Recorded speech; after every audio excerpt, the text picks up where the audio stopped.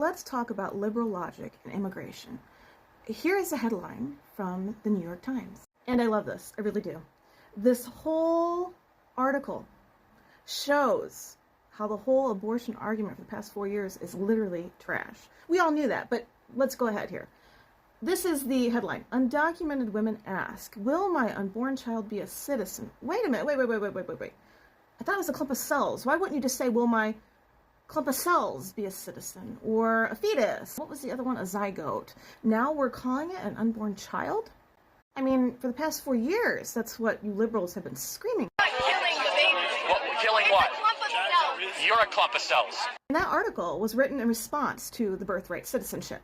You know, the thing that Trump is trying to get rid of, you know? So now all these liberals and Democrats and progressives have been screaming. It's a fetus. Is it living? No.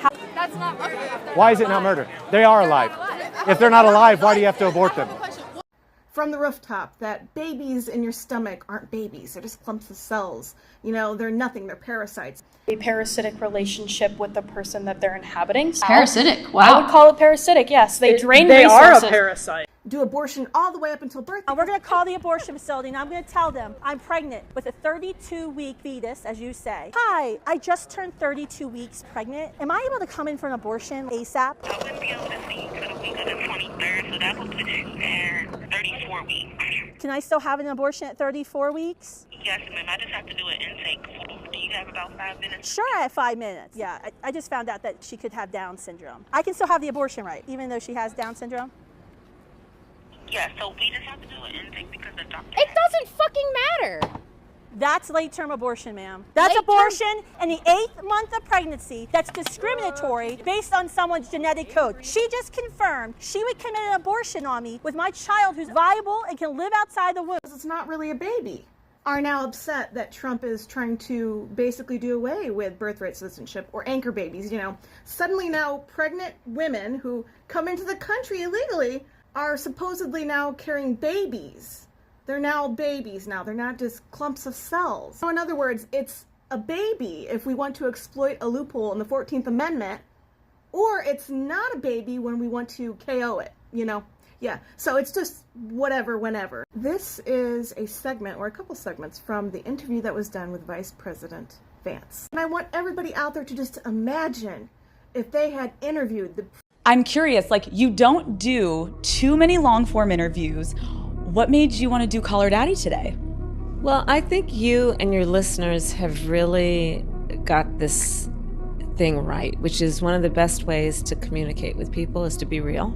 You know, we have to stay woke. Like, everybody needs to be woke. And you can talk about if you're the wokest or woker, but just stay more woke than less woke. Yeah. Let's get into it. I've heard about the families that in Mexico that they get separated at the border. If you were to be president, what would you do about that? I would stop it. Previous administration like this. He took more questions than the Biden administration did in the past 4 years. Thousands of unvetted people into our country. These It's people are not vetted. good. These people are vetted. Just like the guy who planned a terrorist attack in Oklahoma a few months ago, he was allegedly properly vetted, and many people in the media and the Democratic Party said that he was properly vetted. Clearly he wasn't. I don't want my children to share a neighborhood with people who are not properly vetted, and because I don't want it for my kids, I'm not going to force any other American citizens' kids to do that either. No, and that was a very particular case. It wasn't clear if he was radicalized when he got here or while he was living here. I don't really care, Margaret. I don't want that person in my country. And so this is the typical response you'll get when trying to have a conversation with a liberal, and it'll go something like this. Give me an example, says the liberal. Here's said example. Liberal. Well, that doesn't count. We don't care anymore. Like, literally, I would tell all of you guys just not even to argue with them because we don't care anymore. Perfect response to that. On to the next thing, the economy. On lowering prices for consumers. We've seen all of these executive orders. Which one lowers prices? We have done a lot, and there have been a number of executive orders that have caused already jobs to start coming back into our country, which is a core part of lowering prices. More capital investment, more job creation in our economy is one of the things that's going to drive down prices for all consumers, but also raise wages so that people can afford to buy the things that they need. If you look at our slate... Why is she so concerned about the prices? What have we all been hearing? Prices are great. The president and vice president are proud to be leaving behind the strongest economy in the world. Economist Mark Zandi just called this the greatest economy he's seen in 35 years. Well, I never thought I'd see the day, but even Fox News is now acknowledging how amazing President Biden has been on the economy. Take a look at this great clip. Joe Biden has a tremendous economic record to run on. That's what the liberals have been saying in the past 4 years, right? So now that Trump and Vance are in the office, suddenly the economy is horrible and they're not doing anything to fix it. Amazing how that narrative changed like that. And on to my last and final favorite liberal logic. The female bishop who condones slavery. Some who fear for their lives.